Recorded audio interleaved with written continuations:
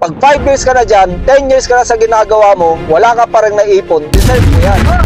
Paano mo sa mga taong nagtatrabaho pero wala namang naiipon? Ilang years na ba silang nagtatrabaho? Pag 5 years ka na dyan, 10 years ka na sa ginagawa mo, wala ka pa rin naipon, deserve mo yan. Hindi ka ba natuto? Ang tagal mo na nagtatrabaho pero wala pa rin nangyayari sa'yo? Feeling mo, entitled ka na sa trabaho mo pero hindi mo naman mabuhay yung pamilya mo sa sahod mo.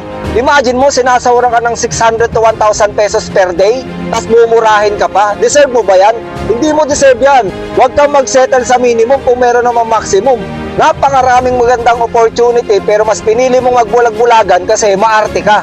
Pwede kang magsimula sa maliit na negosyo. Iniisip mo kasi, kailangan mo ng napakalaking kapital para makapagsimula ng negosyo.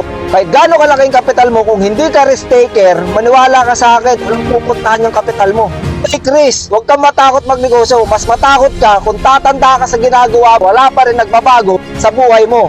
Okay lang sana kung 1 year ka lang nagtatrabaho for experience lang Pero anong ginawa mo? Kinarir mo. Bakit? Kasi yan yung kinasanayan mo.